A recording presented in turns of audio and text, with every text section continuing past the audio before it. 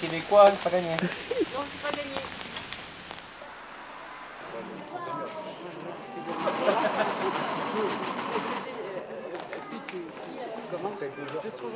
Alors là, ce sont des pieds qui ont été récupérés sous cette forme l'année dernière. Donc cette année, ils sortent. Voilà. Et pourquoi? Parce que dans les houblons, on a 100 variétés à peu près. Et on n'en a que 50 qui, on va dire, qui sont commercialisées sur le papier, sur le catalogue. En réalité, des fois, quand on appelle, il va y en avoir une trentaine de disponibles.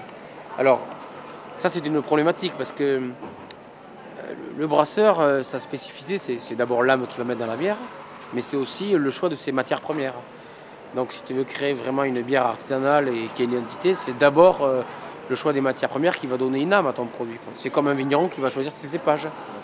Donc la première étape du brassage, c'est de mettre dans l'eau une certaine quantité de malt d'orge qui a été écrasée grossièrement au départ, et de passer par différentes étapes des paliers de température qui vont faire travailler différentes enzymes et qui vont libérer, chaque type d'enzyme va pouvoir libérer des types de sucres particuliers qui vont donner de la saveur particulière ou de l'alcool, etc., etc.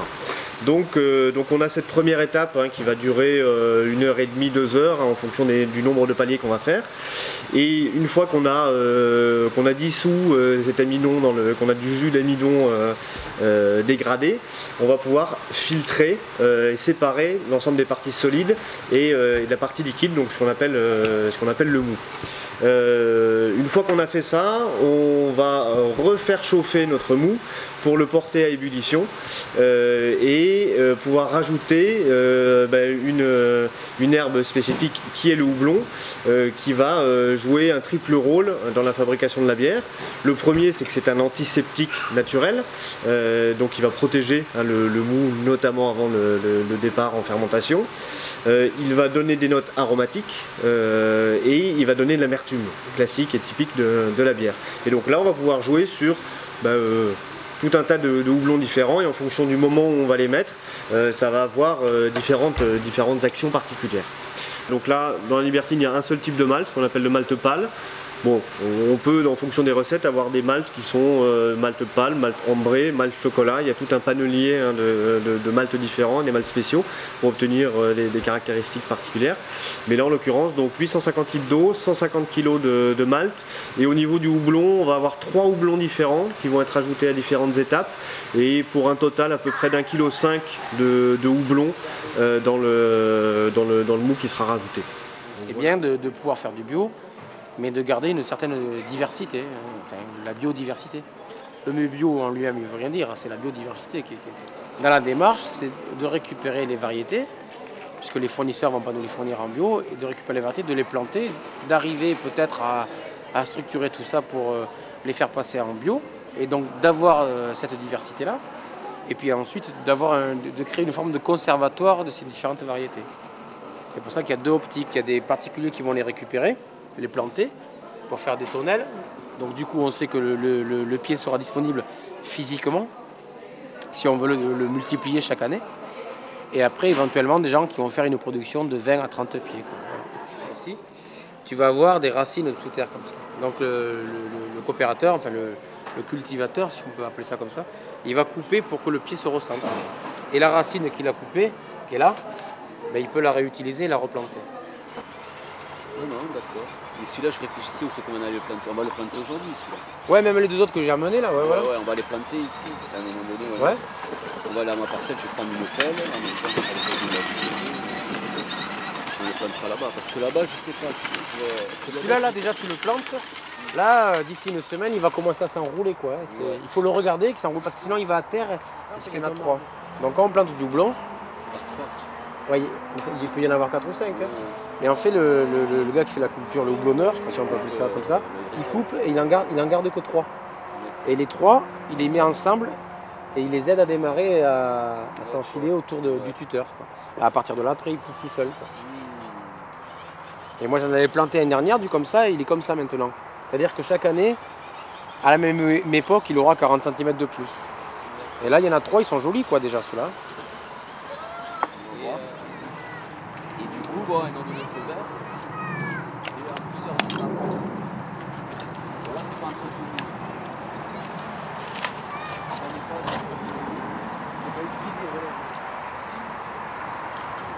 Là, tu vois. Mais là, si tu veux, il y a des gosses qui des fois ils viennent jouer dans l'arbre ou quoi. Ah.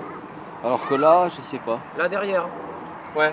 Plutôt Il faudra là, que tu le surveilles pour l'aider à monter quoi. Voilà, et je l'aiderai avec ceux-là là. Avec ces petits fils. Ouais, je pense que là c'est bon. Qu'est-ce que t'en penses? Ouais. Enfin, moi je suis pas jardinier, je suis brasseur moi.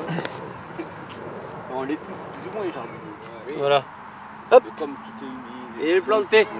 Les houblons vont envahir Toulouse quoi. Voilà. Et là après, en terre fine, il faut de la terre fine autour de. Donc je préfère le faire à la main. Ah bon d'accord. Comme ça, c'est là tu peux faire aussi. Oui, on peut en avoir un peu. C'est-à-dire là, quand on le recoupe, chaque année, il repart du bas. Oui. Et le rhizome dessous, il grossit. Oui, il grossit. Il fait des grosses racines ou il reste... Non, il va grossir et le but c'est que justement c'est de le décaisser autour et de couper les racines à l'extérieur. Ouais. Comme ça le rhizome il va s'enfoncer petit à petit. Pour pas qu'il trace. Et voilà. Et en fait, ce que tu vas couper, tu peux le replanter. Et le réseau des planteurs de houblon vient s'insérer dans un réseau plus large qu'on appelle pour l'instant des planteurs de semeurs de biodiversité qui a démarré sur des affaires de sauvegarde de graines, de semences de blé des semences locales du Tarn. On a 35 variétés de blé que des paysans utilisent mais qui ne sont pas au catalogue, que les paysans ont des difficultés à se procurer. Et l'idée était venue de demander à des jardiniers de venir aider à la sauvegarde, donc non pas pour de la production paysanne, mais pour la sauvegarde des plants. Donc à tout hasard, on avait lancé un appel via Nature et Progrès, et c'est une affaire qui a pris 70 jardiniers sont venus au rendez-vous pour avoir des graines de blé à semer dans leur jardin, 1 mètre carré de blé. Et bon, la surprise générale, parce que je ne pensais pas du tout, c'était il y a 1 an maintenant, une année, donc on a planté du blé au mois d'octobre. Et entre-temps, en parallèle à ça, donc avec Stéphane, on parlait de ces problèmes de houblon, qu'il lui n'arrivait pas à se procurer, le fait d'être en bio, les choses qu'il a peut-être déjà expliquées. Donc en attendant, j'ai mis des piquets parce que c'est des houblons qui ont été plantés mi-avril. Ouais. Et donc ont déjà pris un peu de hauteur. Alors ceux-là sont plutôt une variété qui est en retard chez tout le monde. Et là, 6 pieds d'une variété qui s'appelle Goldie. Ouais. Et alors en plus j'ai rajouté 4 pieds de houblon sauvage. Celui-là c'est un sauvage. C'est bien plu. On expérimente complètement dans les essais. C'est parce qu'on connaissait Christian Garland qui était producteur brasseur, paysan brasseur. Et j'avais vu sa houblonnière et donc il m'avait expliqué que le houblon pouvait partir en tonnelle. Et je l'ai seriné pendant 3 ans pour me donner 2 rhizomes de houblon. Et donc un jour, il m'a donné un rhizome de houblon que j'ai partagé en 2. Et ça a commencé comme ça. Donc il y a 6 ans, j'ai pu planter ces 2 rhizomes de houblon dans notre jardin qui sont partis donc en tonnelle. Voilà. Et puis après, il y a eu l'arrivée de Stéphane comme brasseur et de la problématique de ne pas trouver de houblon. Enfin bon, Stéphane est passé en bio d'abord. Donc il s'est engagé dans une autre démarche et il y a eu la problématique de ne pas pouvoir s'approvisionner en houblon bio. Et puis moi je lui ai dit mais attends, mais moi j'ai du houblon dans le jardin parce que les fleurs, bon, j'en cueillais un peu pour faire de la tisane, mais bon je sais pas quoi en faire quoi, c'était joli. Mais... houblon. Voilà, c'est le houblon. Et bon là il faut que j'attache tout ça là. Ou je te tienne le parapluie. Non, ça va. Donc voilà, toutes les feuilles, toutes les branches, je vais les faire monter en haut et puis ça va couvrir, dans 1 mois, je pense que ça aura couvert la tonnelle entière. D'accord. Et l'idée, après ça a germé, c'était un peu... Oui, mais après Françoise, elle est leader, elle aime bien les projets, quoi. Donc elle s'est proposée un peu de planter des houblons dans l'idée. Puis comme il y a des gens qui sont proposés de planter des houblons, les gens ils peuvent planter du houblon un peu partout et il fallait bien un endroit où on recense en fait tous les houblons. Donc on a la maman du houblon qui a planté la pouponnière. Moi ce que je peux faire, ça c'est à ma taille, je peux les mettre en pot, les étiqueter et suivre le tracé quoi. Oui, on en a fait quelques-unes. Ouais. La forme des feuilles, tu vois, on regarde ceux qui sont sortis le plus tôt. Là, il y a les rhizomes que Stéphane a fait venir du Canada. Et c'est quoi? C'est une centrale C'est des gens qui font du houblon et des choux-fleurs. Maintenant des artichauts. Donc là, il y a 6 variétés aussi, mais ils ont voyagé pendant 21 jours dans du plastique et on pense que ça va pas le faire, tu vois. C'est intéressant parce qu'une même variété peut être plantée dans des endroits différents, mais les terres sont différentes, les orientations sont différentes, le vent est différent. Donc ça peut permettre de voir quels sont le meilleur climat, la meilleure terre adaptée et de mieux connaître la culture. Quoi. Et tout ça. Et donc la capitale du houblon, c'est à Poperingue. Alors Poperingue, c'est à 10 km de la Belgique, c'est au-dessus de Lille, là, entre Lille et Bruges, bon, grossièrement.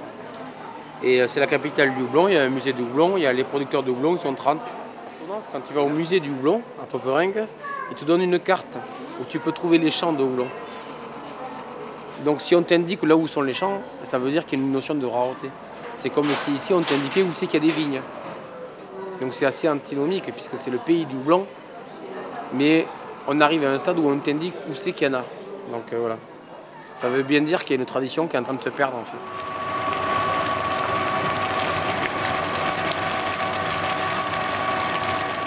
Et ce petit cahier, a priori, d'après les infos que j'ai, mais dedans, il n'y a pas grand-chose au niveau date et au niveau lieu géographique.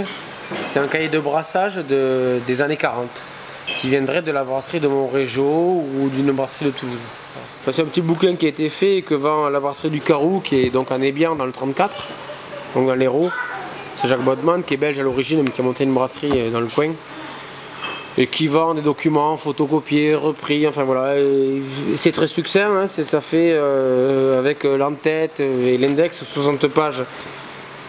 C'est un peu le seul document. Et on fait, comment dire,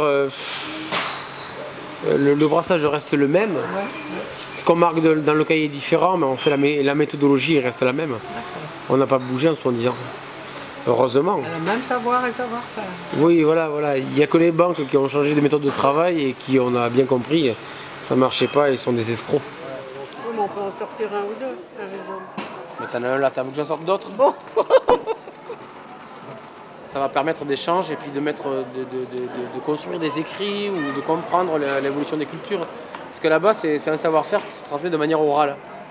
Et donc quand j'y suis allé, le but c'était de trouver des livres aussi. Et il n'y a aucun livre. Il n'y a pas d'écrit. Et les écrits que j'ai demandés, c'est autant historique ou vulgarisé ou technique. Et dans aucun de trois domaines, ils ont de références à me donner, quoi. Donc c'est vraiment une transmission savoir-faire oral. Donc si on arrive à mettre en place un collectif où les gens partagent un moment, boivent un coup, mangent un bout, enfin voilà, c'est sympa. Puis à le temps que tu développes des cultures et que tu arrives à formaliser les choses, à faire des écrits, ben, c'est un savoir-faire qu'on pourrait essayer de formaliser, de transmettre, enfin je sais pas, c'est à réfléchir. C'est un projet neuf qui n'est pas finalisé. Voilà, je sais pas si j'ai fait un peu le tour de la question. Ouais, voilà, très bien. C'est la passion qui parle. Je ne suis plus la graine, un arbuste. Je ne suis plus la graine qui attend dans un pot. J'ai déjà planté mes racines un peu partout, comme tu fais avec le houblon. Voilà. C'est plutôt un rhizome, je suis un rhizome à fissurer le béton. Oui, parce que le rhizome, on peut le... Voilà, on peut le couper. Couper et le partager. Voilà. On peut le partager.